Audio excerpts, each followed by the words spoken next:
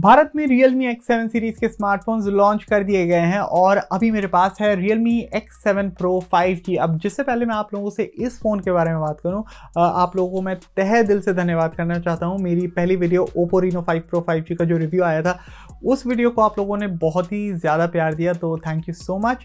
तो बात करते हैं अब इस फ़ोन के बारे में। तो इस फ़ोन में आपको Dimensity 1000+ चिपसेट मिलता है और ये भारत का दूसरा फ़ोन है जो इस प्रोसेसर के साथ आता है। इसके अलावा यहाँ पर आपको एक 120 हर्ट्ज़ का सुपर AMOLED डिस्प्ले भी मिलता है। रियर पर आपको 64 मेगापिक्सल का क्वाड कैमरा सिस्टम आपको मिलता है। तो ओवरऑल इस फ़ोन की डिस्प्ले क्वालिटी कैसी है, बैटरी लाइफ कैसी है, परफॉर्मेंस कैसी है, कैमरा परफॉर्मेंस कैसी है, ये सारी बातें जानने के लिए इस वीडियो को अंत तक ज़रूर देखिएगा।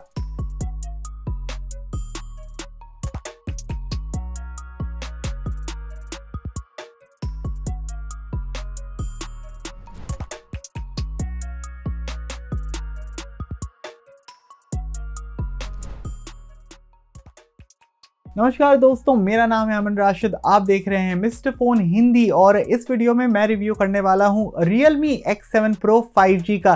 पर वीडियो को शुरू करने से पहले प्लीज़ हमारे चैनल को सब्सक्राइब करें और बेल आइकन को दबाना ना भूलना, जिससे कि हर नई वीडियो का नोटिफिकेशन आपको मिलता रहे।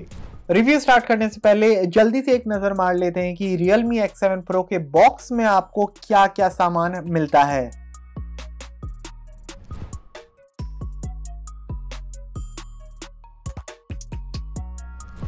Realme X7 Pro बहुत ही शानदार और बेहतरीन दिखने वाला स्मार्टफोन है जो कि एक थिन और लाइट बॉडी में आता है। मेरे हिसाब से इस फोन का जो वजन है वो बिल्कुल आइडियल है। इसका वजन है 184 ग्राम और इसकी थिकनेस है 8.5 मिलीमीटर। इस फोन का जो फ्रेम है वो पॉलीकार्बोनेट का बना है, जो कि प्लास्टिक का एक फैंसी सा नाम है, पर फिर भी मैं यही कहूंगा कि जो इन हैंड फील है, मतलब ये जो पॉलीकार्बोनेट जो फ्रेम है ये काफ़ी सॉलिड है और उसकी वजह से जो हाथ में ग्रिप बनती है बहुत अच्छी बनती है। और मेरे हिसाब से आई थिंक वही सबसे ज़्यादा मैटर करता है कि इन हैंड फील फ़ोन की अच्छी होनी चाहिए, और उस मामले में मुझे इस फ़ोन से कोई शिकायतें नहीं हैं। तो फोन के निचले फ्रेम में आपको मिलता है एक स्पीकर, एक USB Type-C पोर्ट, एक प्राइमरी माइक्रोफोन और फोन के डुअल सिम स्लॉट्स।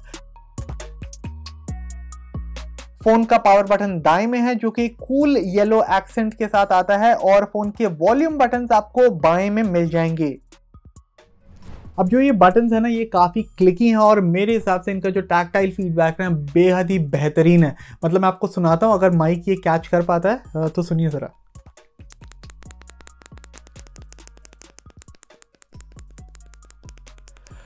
काफी सेटिस्फाइंग, बिल्कुल एक नंबर। आगे बढ़ते हैं तो फोन का जो ईयरपीस है वो आपको टॉप पे मिलता है और ये फोन का सेकेंडरी स्पीकर भी है।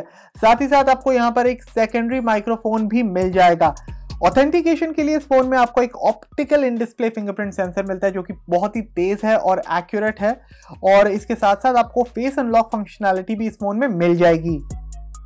बात करते हैं फोन के रियर की, तो यहाँ जो आप देख रहे हैं ये फोन का मिस्टिक ब्लैक कलर वेरिएंट है जो कि बहुत रिफ्लेक्टिव है पर बहुत ही शानदार दिखता है। इसका ये जो ग्लॉसी फिनिश है। अब हाँ, इस पैनल पे फिंगरप्रिंट्स या स्मजेस काफी आसानी से लग जाते हैं, तो अच्छा होगा अगर आप साथ में क्लीनिंग क्लॉथ रख ले तो।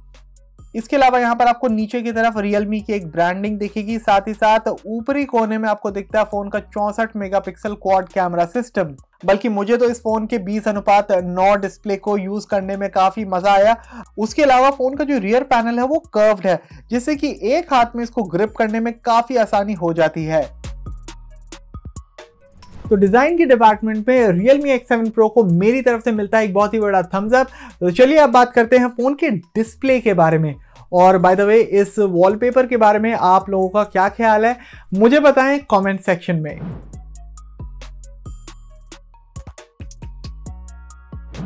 Realme X7 Pro में आपको मिलता है 6.55 इंच का Full HD plus super AMOLED display, जिसका रिफ्रेश रेट 120 हर्ट्ज है, और साथ ही साथ आपको यहाँ पर 240 हर्ट्ज का टच सैम्पलिंग रेट भी मिलता है। ये screen cornering gorilla glass 5 protection के साथ आती है और इस फोन का स्क्रीन टू बॉडी रेशियो है 91% 6. इसके अलावा आपको टॉप लेफ्ट कॉर्नर में एक छोटा सा पंच होल भी मिल जाएगा जिसमें फोन का फ्रंट कैमरा मौजूद है।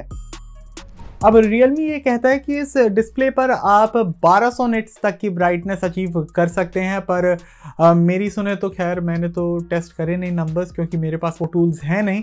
पर हाँ, मैं एक बात ज़रूर कह सकता हूँ कि मैंने डायरेक्ट सनलाइट में इस फ़ोन को यूज़ करा और मुझे कोई दिक्कत नहीं आई, और इंडोज तो खैर दिक्कत आई ही नहीं क्योंकि डिस्प्ले काफ़ी ब्राइट है। तो खैर ओवरऑल ब्राइटनेस के मामले में A1 क्वालिटी, आपको कोई परेशानी नहीं आएगी। तो इसके अलावा इस डिस्प्ले पर कलर्स काफ़ी पंची लगते हैं, बल्कि एजेस के अराउंड कोई ब्लीडिंग मुझे तो नहीं दिखी, और व्यूइंग एंगल्स भी इस फ़ोन के काफ़ी अच्छे हैं। अब चाहे आप वीडियोस देख रहे हो या गेम्स खेल रहे हो या सिंपली अपने फ़ोटोज़ ही देख रहे हो गैलरी में, किसी भी किस्म का कंटेंट इस डिस्प्ले पर काफ़ी अच्छा लगता है। अब हाँ, कुछ लोग बोल सकते हैं कि ये पैनल बहुत ही सैचुरेटेड है उनकी पसंद के लिए, पर मेरे हिसाब से ये काफ़ी अच्छा पैनल है, मुझे इससे कोई शिकायत नहीं है। फीचर्स की बात करी जाए तो आपको यहाँ पर एक डार्क मोड मिलता है, आई कंफर्ट मिलता है, ऑटो ब्राइटनेस मिलता है। इसके अलावा एडेप्टिव स्लीप टॉगल भी यहाँ पर मौजूद है, जो मुझे लगता है कि शायद डिस्प्ले कितनी देर तक ऑन रहती है उससे संबंधित है। इसके अलावा यहाँ पर आपको एक ऑलवेज ऑन डिस्प्ले फंक्शनैलिटी भी मिलती है, जो काफ़ी बेसिक है कस्टमाइजेशन और डिस्प्लेड कंटेंट के हिसाब से। मतलब जब आप इसको एक ओप्पो या सैमसंग के फ़ोन से कंपेयर करते हैं तो उनके कंपैरिजन में ये काफ़ी बेसिक है। अब बेसिक की बात करी जाए तो यहाँ पर आपको स्क्रीन कलर टेम्परेचर को एडजस्ट करने का भी ऑप्शन मिलता है, पर वो भी काफ़ी बेसिक है। आगे बढ़ते हैं तो Reno 5 Pro की तरह यहाँ पर भी OZ विजुअल इफेक्ट फीचर मौजूद है, जो कंटेंट देखते वक्त कलर्स को बूस्ट करने में मदद करता है। और आखिर में अगर आप Realme Lab को सर्च करेंगे सेटिंग्स में, मतलब नीचे जाएंगे आपको Realme Lab मिलेगा, तो आप देखेंगे कि इस फोन में DC डिमिंग का ऑप्शन भी मौजूद है, जो स्क्रीन के फ्लिकर को कम करने में मदद करता है। इसके अलावा यहाँ पर आपको एक स्मूथ स्क्रॉलिंग फीचर भी मिलता है, जो मेरे हिसाब से अगर आप इस फीचर को ऑन करें या ऑफ करें, अंत में जो डिस्प्ले पे स्क्रॉलिंग एक्सपीरियंस है वो आपका सेम ही रहेगा। बाय द वे, मैं ये बात एक पॉजिटिव सेंस में बोल रहा हूँ, क्योंकि ये जो डिस्प्ले है ना भाई, ये ऑलरेडी बहुत ही बटरी स्मूथ है 120 हर्ट्ज रिफ्रेश रेट के साथ, कि मैं नहीं जानता कि इसको आप और कितना स्मूथ करोगे भाई, और कितना बेहतर बनाओगे। तो मेरे हिसाब से Realme ने बहुत अच्छा काम किया है। इस फ़ोन की डिस्प्ले काफ़ी अच्छी है, काफ़ी बेहतरीन है, और डिस्प्ले के मामले में दोस्त आपको कोई परेशानी या दिक्कतें या शिकायतें नहीं आएंगी मेरे हिसाब से। तो चलिए अब बात करते हैं सॉफ्टवेयर के बारे में।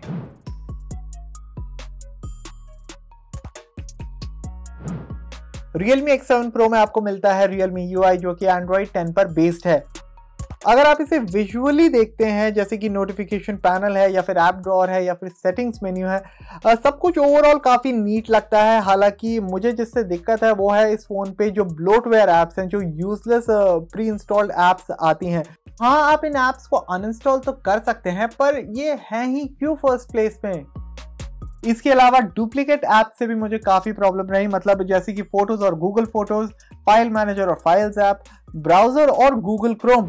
और हाँ, ब्राउज़र ऐप की बात करी जाए या फिर एक और ऐप हे फन, जो आपको क्विक गेम्स देती है, तो रिव्यू पीरियड के दौरान इन ऐप्स से मुझे काफ़ी सारे स्पैम नोटिफिकेशंस भेजे। तो ये दोनों ऐप्स ने मुझे इस हद तक इरिटेट किया कि भाई हे फन को तो मैंने कर दिया अनइंस्टॉल, टाटा बाय बाय। अब ब्राउज़र ऐप को कर नहीं सकते भाई अनइंस्टॉल, तो उसको कर दिया मैंने डिसेबल, तो दोनों ऐप्स गए। तो इसी के साथ अब ये थे कुछ बैड पॉइंट्स Realme UI के। चलिए अब बात करते हैं Realme UI के अच्छे पॉइंट्स के बारे में, क्योंकि आपको यहाँ पे बहुत से नीट फीचर्स भी मिलते हैं, बल्कि आप सेटिंग्स में जाएंगे आपको बहुत से फीचर्स, बल्कि बहुत से ऑप्शंस ऐसे मिलेंगे जो बहुत अच्छे हैं। तो चलिए उनके बारे में बात करते हैं। तो उदाहरण के तौर पर स्मार्ट साइड बार के जरिए आप अपनी फेवरेट ऐप्स किसी भी स्क्रीन से एक्सेस कर सकते हैं, और इसकी अच्छी बात यह है कि आप इसमें अपने सारे मनचाहे ऐप्स डाल सकते हैं। इसके अलावा स्क्रीन ऑफ जेस्चर्स की मदद से आप स्पेसिफिक जेस्चर्स बनाकर जब भी आपकी स्क्रीन ऑफ होती है कोई भी एक्शन कंप्लीट कर सकते हैं। और तो और 3 फिंगर से स्वाइप अप करने से आप डायरेक्टली स्प्लिट स्क्रीन मोड में जा सकते हैं, और 3 फिंगर स्वाइप डाउन करने से आप एक क्विक स्क्रीनशॉट ले सकते हैं। अब बैक जेस्चर को होल्ड करके आप 2 रीसेंट ऐप्स के बीच में जल्दी मल्टीटास्क कर सकते हैं। इसके अलावा यहाँ पर और भी बहुत सारे फीचर्स मौजूद हैं, जैसे कि app cloner, assistive ball, app lock, private space etcetera. और तो और गेमर्स को गेम स्पेस ऐप काफ़ी पसंद आएगा, जिसकी वजह से आपको एक इमर्सिव गेमिंग एक्सपीरियंस मिलता है। माने कि आपकी नोटिफिकेशंस ब्लॉक करने का आपको एक विकल्प मिलता है और परफॉर्मेंस को बूस्ट करने का भी विकल्प मिलता है। तो आगे बढ़ते हैं और अब बात करते हैं फ़ोन के हार्डवेयर के बारे में।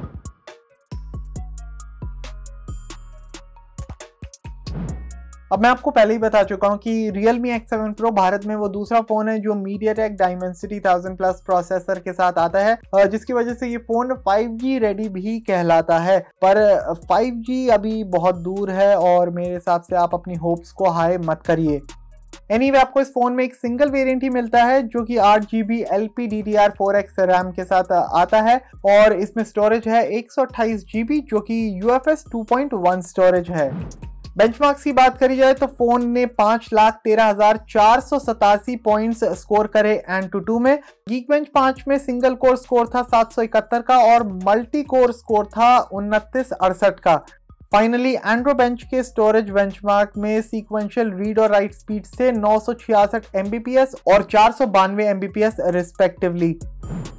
अब रियल वर्ल्ड यूजेज की बात की जाए तो MediaTek Dimensity 1000 Plus चिपसेट काफ़ी इम्प्रेसिव है। अब मैं इस प्रोसेसर को Reno 5 Pro में ऑलरेडी टेस्ट कर चुका हूँ, मतलब अपने पुराने रिव्यू में, और अभी इस फ़ोन के अंदर मैं फिर से एक ही बात कहूँगा कि मुझे इस प्रोसेसर के साथ कोई भी कंप्लेंट नहीं है। एप्स जल्दी से खुल जाती हैं, ट्रांजिशंस और एनिमेशंस काफ़ी स्लिक लगते हैं, मल्टीटास्किंग को बहुत ही बढ़िया तरीके से हैंडल करता है ये फ़ोन और साथ ही साथ ये फ़ोन ओवरहीट नहीं करता। अब मैं आसानी से एसफॉल्ट 9 लेजेंड्स और कॉल ऑफ ड्यूटी मोबाइल जैसे गेम्स को हाईएस्ट ग्राफिक सेटिंग्स पे खेल पाया और मुझे किसी भी लैग या फ्रेम ड्रॉप का सामना करना नहीं पड़ा, बल्कि मैंने इस चिपसेट को पुश करने की भी बहुत कोशिश करी और मैंने ग्राफिक इंटेंसिव गेम भी खेली इस पे, जिसका नाम है जेंशिन इम्पैक्ट। अब बढ़िया बात यह है कि Dimensity 1000 Plus प्रोसेसर ने इस गेम को बिल्कुल एक बॉस की तरह हैंडल किया। अब हाँ, ये गेम थोड़ी बहुत स्टटर करी स्टार्टिंग में, पर वो सिर्फ स्टार्टिंग की बात थी। 2 मिनट बाद, मतलब जब मैं अपने पूरे एकदम सेटल डाउन कर गया और बल्कि मैं बढ़िया तरीके से गेम को खेलना स्टार्ट कर दी, तो उसके बाद मुझे किसी भी लैग या फ्रेम ड्रॉप का सामना करना नहीं पड़ा।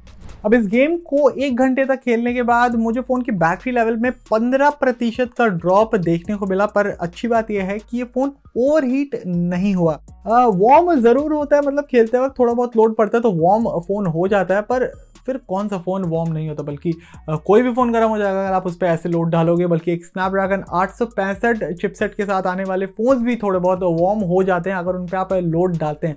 और फिर तो ये एक बहुत ही ग्राफिक्स इंटेंसिव गेम थी, बल्कि मैंने 1 घंटे तक लगातार इस गेम को खेला है। तो वार्म होता है, हाँ मैं बिल्कुल मानूंगा, ओवरहीट नहीं, मतलब कोई भी, बल्कि एक ऐसा मोमेंट नहीं था थ्रू आउट 1 घंटे में जब मुझे लगा कि भाई ये फ़ोन अनकंफर्टेबल हो रहा है होल्ड करने के लिए। तो चलिए अब आगे बढ़ते हैं और बात करते हैं ऑडियो और हैप्टिक्स के बारे में।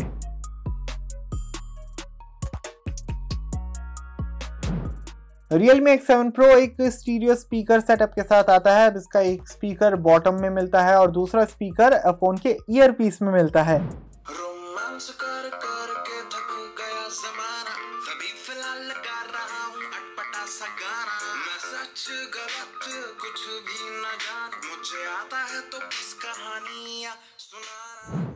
अब बात करें इस फ़ोन के ऑडियो क्वालिटी के बारे में, तो यहाँ पर ऑलमोस्ट मुझे लगा कि ये फ़ोन फ्लैगशिप ग्रेड की परफॉर्मेंस देता है, क्योंकि आउटपुट इसका लाउड है, क्लियर है, स्पीकर्स में भाई दम है। पर क्या ये परफेक्ट है? नहीं, ये परफेक्ट नहीं है। अब क्योंकि एक स्टीरियो स्पीकर्स का सेटअप है तो उम्मीद तो होती है ना भाई थोड़ी सी। तो मुझे लगता है कि बेस को और बेहतर तरीके से हैंडल किया जा सकता था, पर ओवरऑल मैं ये कहूँगा कि डिसेंट परफॉर्मेंस मिलती है आपको इन स्पीकर से, और ये मिड रेंज टोन्स और ट्रेबल आउटपुट को बल्कि बहुत अच्छे तरीके से हैंडल करते हैं। मुझे इस फ़ोन की वायरलेस परफॉर्मेंस भी काफ़ी बढ़िया लगी, बल्कि रिव्यू पीरियड में Realme X7 Pro को मैंने अपनी AirPods Pro के साथ इस्तेमाल किया और ऑडियो क्वालिटी और बल्कि कनेक्शन के रिगार्डिंग भी मुझे इससे कोई मेजर कंप्लेंट नहीं है। अब हैप्टिक्स की बात करी जाए तो भाई क्या कहना, मतलब आप मल्टीटास्किंग स्क्रीन में जा रहे हैं या फिर अपने फ़ोन को अनलॉक कर रहे हैं या फिर मैसेज टाइप कर रहे हैं, जो फ़ोन का वाइब्रेशन मोटर है ना वो काफ़ी बढ़िया है और मेरे हिसाब से आपको जो हैप्टिक परफॉर्मेंस मिलती है वो काफ़ी प्रिसाइज और क्रिस्प है। अब ये ऐसी बातें हैं जो सिर्फ मैं आपको वीडियो पर दिखा सकता हूं और बता सकता हूं, पर अगर आप सही मायनों में सीरियस हैं फ़ोन के हैप्टिक्स और वाइब्रेशंस को लेके, तो प्लीज़ अपने नियर बाय किसी दुकान पर जाएं या कोई आसपास जो मोबाइल फ़ोन्स की शॉप होती है ना, उन पर जाएं और ये एक डेमो फ़ोन पर ये प्लीज़ आप चेक करें खुद से। और हाँ, मेरी माने तो मैं ये कहूँगा कि आप फ़ोन के हैप्टिक्स और वाइब्रेशंस को लेकर डिसअपॉइंट नहीं होंगे।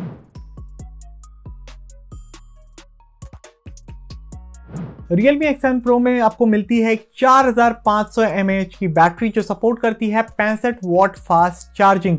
बात करें फ़ोन की बैटरी लाइफ के बारे में तो रिव्यू पीरियड के दौरान मुझे ठीक ठाक बैटरी लाइफ मिली, पर स्टैंड बाय टाइम्स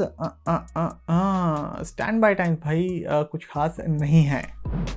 तो सिंगल चार्जिंग करने के बाद मैं फ़ोन के डिस्प्ले को 120 हर्ट्ज पर सेट करके एक दिन तो आराम से निकाल पाता था, पर मुझे दिक्कत होती थी जो अगली सुबह 10 से 12% का जो बैटरी ड्रॉप होता था ना, मुझे उससे काफ़ी प्रॉब्लम होती थी। पर ठीक है, फ़ोन आता है फास्ट चार्जिंग के साथ, जो कि मैं बता दूं कि काफ़ी ज़्यादा फास्ट है। मतलब आप इस फ़ोन को 0 से 100% चार्ज केवल 30 मिनट में कर सकते हैं। तो बात जब आती है फ़ोन को चार्ज करने की, वहां पर आपको कोई दिक्कत नहीं आएगी। तो ओवरऑल बैटरी परफॉर्मेंस इस फोन की काफी डिसेंट है अगर आप एक कैजुअल यूजर हैं। हालांकि अगर आपको लगता है कि आप एक हैवी यूजर हैं और आपकी बैटरी शायद बहुत जल्दी ही ड्रेन हो जाएगी, तो उस केस में मैं आपको एक ही सलाह दूंगा कि आप इसका चार्जर अपने साथ लेके ट्रैवल करें। और बैटरी क्योंकि जल्दी चार्ज हो ही जाती है, तो फिर आपको वैसे कोई दिक्कत नहीं आनी चाहिए। बाय द वे, मैं आप लोग को एक बात बता दूं कि मैंने इस फ़ोन की परफॉर्मेंस को 60 हर्ट्ज डिस्प्ले मोड पर सेट करके नहीं चेक किया। और करूँ भी क्यों भाई, 120 हर्ट्ज की डिस्प्ले मिलती है, इतनी स्मूथ है, इतनी बढ़िया है, बेहतरीन है। तो 60 हर्ट्ज भाई बहुत पुराना फील होता है, मेरे से तो होगा नहीं। मुझे तो 120 हर्ट्ज में काफ़ी मज़ा आता है और फ़ोन बना भी तो इसीलिए है। अगर आपको 60 हर्ट्ज यूज़ ही करना है तो इस फ़ोन पे क्यों करते हो भाई? कोई ऐसा फ़ोन खरीदो जो आता ही है 60 हर्ट्ज डिस्प्ले के साथ। आपकी बैटरी तो बचेगी बचेगी, बल्कि आप पैसे भी अपने बचा लोगे। बात करें इस फोन के सेल्यूलर और वायरलेस कनेक्टिविटी की, तो यहाँ पर आपको डुअल नैनो सिम स्लॉट्स मिलते हैं और ये फोन काफी सारे मेजर वाईफाई बैंड्स को भी सपोर्ट करता है। इसके अलावा आपको ब्लूटूथ 5.0 और एप्टेक्स HD सपोर्ट भी इस फोन में मिल जाएगा। मैंने इस फोन को Jio 4G नेटवर्क पर टेस्ट किया और कॉल क्वालिटी और नेटवर्क कनेक्टिविटी के रिगार्डिंग मुझे कोई प्रॉब्लम नहीं फेस करनी पड़ी।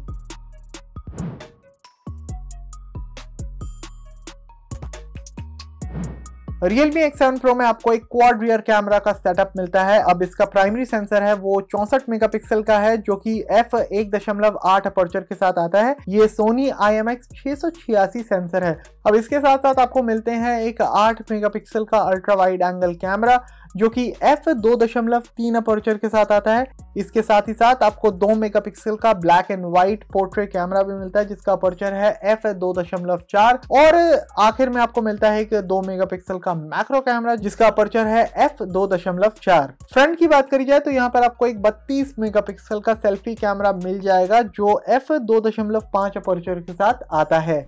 तो डिटेल्स में जाने से पहले मैं आप सबसे एक ही बात कहूँगा कि ये जो कैमराज है इनसे मैं काफ़ी इम्प्रेस्ड रहा। इनकी परफॉर्मेंस बहुत ही अच्छी थी, कंसिडरिंग ये एक मिड रेंज स्मार्टफोन है।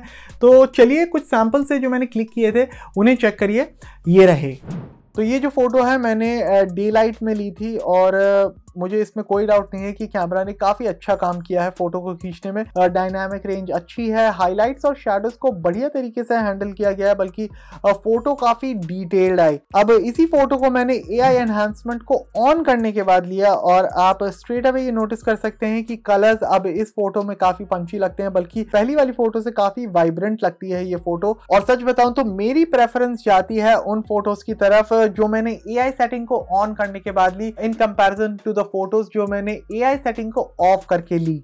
अब बात करते हैं अल्ट्रा वाइड एंगल कैमरा की, तो फिर से मैं यही कहूंगा कि परफॉर्मेंस इस कैमरा की अच्छी है। अब हाँ, डिटेल्स थोड़ी बहुत सफर करते हैं जब आप फोटो में जूम इन करते हैं, पर ओवरऑल अगर आप फोन के स्क्रीन में इन फोटोज को देखते हैं तो काफी अच्छी लगती हैं फोटोज। एक और चीज मैं बोलूंगा कि जो कलर साइंस है प्राइमरी लेंस और अल्ट्रा वाइड एंगल लेंस का, ये दोनों लेंसेज का कलर साइंस काफी कंसिस्टेंट रहा। अब एनीवे आप इन फोटोज को खुद ही देखिए और बताइए मुझे कि आपका क्या कहना है इन फोटोज के बारे में। उसके बाद हम आगे बढ़ते हैं और नाइट फोटोज दिखाते हैं।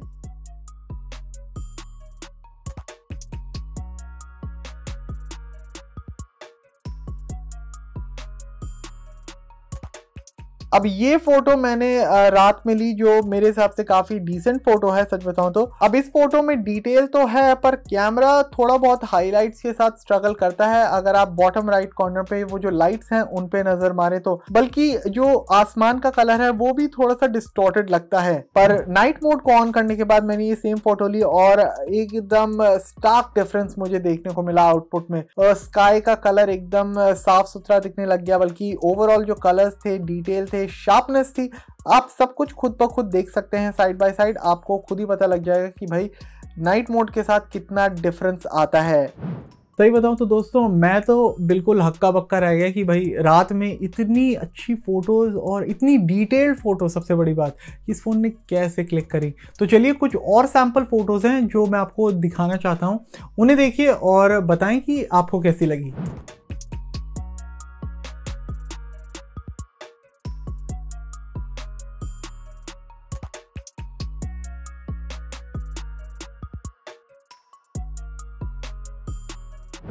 वीडियो रिकॉर्डिंग की बात करें तो रियर कैमरा से आप 4K 60 FPS तक की वीडियोस रिकॉर्ड कर सकते हैं और फ्रंट कैमरा से 1080p 60 FPS तक की वीडियोस आप रिकॉर्ड कर सकते हैं।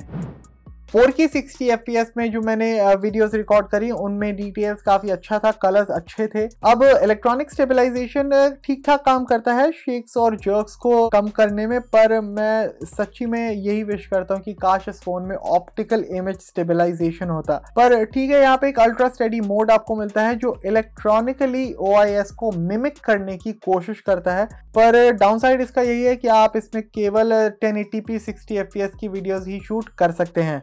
तो अब आप देख सकते हैं दो सैंपल वीडियोस, ये अल्ट्रा स्टेडी मोड में ली गई वीडियोस हैं। तो जैसे कि आप देख सकते हैं कि अल्ट्रा स्टेडी वीडियो बहुत ही अच्छा काम कर रहा है एक्चुअली जर्क्स और शेक्स को मिनिमाइज करने का। अब ये वीडियो मैंने चलती गाड़ी से ली, जब मैं गाड़ी चला रहा था तब मैंने नॉर्मली ऐसी ही अल्ट्रा स्टेडी मोड में ये वीडियो रिकॉर्ड कर ली और इसको देखने के बाद मैं बस यही कहूँगा कि इस फ़ोन का अल्ट्रा स्टेडी मोड भाई लाजवाब है।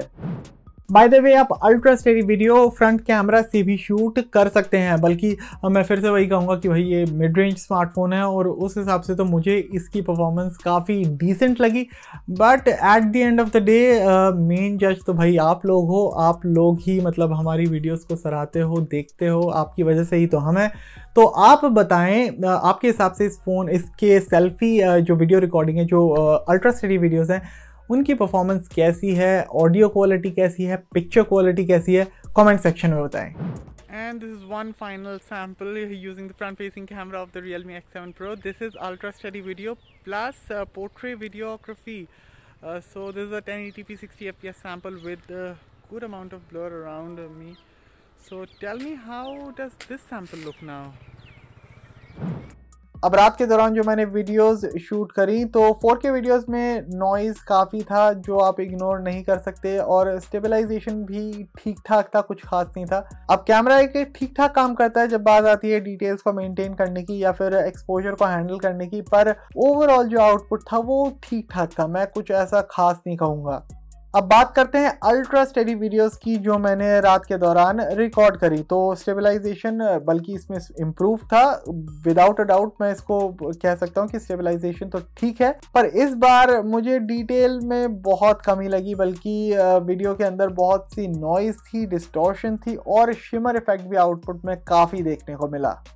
फाइनली आखिरी वीडियो सैंपल मैंने फ्रंट फेसिंग कैमरा से लिया और मैं फिर से कहूँगा कि ये सैंपल मैंने अल्ट्रा स्टेडी मोड में लिया है और ब्लर इफेक्ट भी इसमें ऑन है। और सच बताऊँ तो इसके आउटपुट से मैं काफ़ी इम्प्रेस्ड था, बल्कि अगर मैं इसे रियर फेसिंग वीडियो सैंपल से कंपेयर करता हूँ जो मैंने रात में रिकॉर्ड करी तो उसके कंपैरिजन में तो ये काफ़ी शानदार लगता है। पर जैसा मैं पहले भी कह चुका हूँ कि भाई आप लोग मेन जज हो, तो आप अपने थॉट से मेरे साथ शेयर करो और आप बताओ कि आपको ये सैंपल्स कैसे लगे।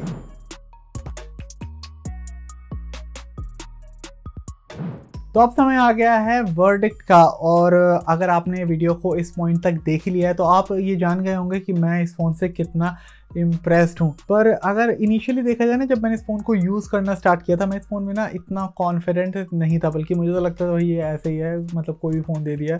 फिर जब मैंने इससे ना पहली फ़ोटो क्लिक करी, वो जो पहली फ़ोटो दिखाई थी ना कैमरा सैम्पल में, सबसे पहली फ़ोटो, वो फोटो क्लिक करने के बाद मुझे लगा भाई क्या कैमरा है, मतलब मैंने स्काई पे डिटेल्स देखे, क्लाउड्स देखे, लीव्स पे डिटेल्स देखे, हाईलाइट वगैरह सब देखा, मतलब इतनी शानदार लगी मुझे फ़ोटो। और मैंने सोचा कि भाई इस कैमरे से ली हुई फ़ोटोज़ है, मतलब मैं अच्छी फ़ोटोज़ देखता हूँ या तो मेरे आईफोन से ली हुई होती हैं जो जिससे मैं अभी शूट कर रहा हूँ, या फिर बल्कि अभी मैं गैलेक्सी S21 अल्ट्रा का रिव्यू कर रहा हूँ, वो भी बहुत अच्छी फ़ोटोज़ लेता है बाय द वे। और वो फ़ोन भाई लाख रुपए के ऊपर का फ़ोन है, और ये फ़ोन 30,000 रुपये का फ़ोन। तो इससे जो इतनी अच्छी फ़ोटोज़ आई ना भाई, उसके बाद तो मुझे लगा कि भाई कमाल ही कैमरा सिस्टम है। और उसी के बाद से ये फ़ोन मतलब मेरे पे ना ग्रो होना शुरू कर गया। फिर उसके बाद मुझे डिज़ाइन भी अच्छा लगने लग गया। UI तो खैर अच्छा है ही, इसमें एज सच मुझे कोई प्रॉब्लम है नहीं। ओवरऑल बहुत ही सॉलिड फ़ोन है, मतलब सॉलिड डिस्प्ले, बैटरी लाइफ भी ठीक ठाक है, चार्जिंग टाइम्स अमेजिंग है। तो उस हिसाब से मैं बोल सकता हूँ कि भाई अगर बैटरी तुम्हारी ख़त्म हो भी जाती है 4 बजे, चार्ज कर लो ना भाई, 20-25 मिनट लगते हैं, फुल तो ड्रेन होती नहीं किसी की, 30% पे आप चार्ज करते हो, 20-25 मिनट में मात्र फुल चार्ज हो जाती है बैटरी। तो बैटरी लाइफ भी ठीक है, चार्जिंग टाइम्स बल्कि बहुत ही ऑसम है, और कैमरास तो अच्छे हैं ही। अब शिकायत अगर मैं करूँ तो मैं बोलूँगा भाई रियलमी प्लीज़ थोड़े जो प्री इंस्टॉल्ड ऐप्स आप लोग डालते हैं, जो भी होता है भाई, उसको थोड़ा सा टोन डाउन कर दो यार। डुप्लीकेट ऐप्स मत डालो, या तो गूगल की मत डालो या तो अपनी ना डालो प्लीज़, मतलब थोड़ा सा उसको टोन डाउन कर दोगे तो उसके अलावा आप लोग का UI, आप लोग का सॉफ्टवेयर बहुत अच्छा है। Overall Realme X7 Pro 5G मेरे हिसाब से बहुत ही दमदार स्मार्टफोन है, और 30,000 रुपए की कीमत में मुझे नहीं लगता कि इससे अच्छा स्मार्टफोन अभी इसके आसपास का कोई भी फ़ोन आपको मिल सकता है। तो ये था मेरा रिव्यू Realme X7 Pro का। अगर आपको ये वीडियो पसंद आए तो इसे लाइक करें और इसे दूसरों के साथ ज़रूर शेयर करें। इसके अलावा मुझे बताएं कि आप लोगों का इस फ़ोन के बारे में क्या ख्याल है, क्या आप इस फ़ोन को खरीदेंगे या फिर नहीं खरीदेंगे, या फिर आपके हिसाब से इस दाम में कोई और बेहतरीन स्मार्टफोन है। जो कुछ भी आपके थॉट्स है प्लीज़ मेरे साथ शेयर करें कमेंट सेक्शन में। इसके अलावा हिंदी के जगत की तमाम टेक खबरों के लिए, टेक वीडियोस के लिए mister phone Hindi YouTube channel को ज़रूर सब्सक्राइब करें, बेल आइकन को भी दबाना जिससे कि हर नई वीडियो का नोटिफिकेशन आपको मिलता रहे। तो चलिए मिलते हैं अगली वीडियो में, मेरे साथ बने रहने के लिए धन्यवाद।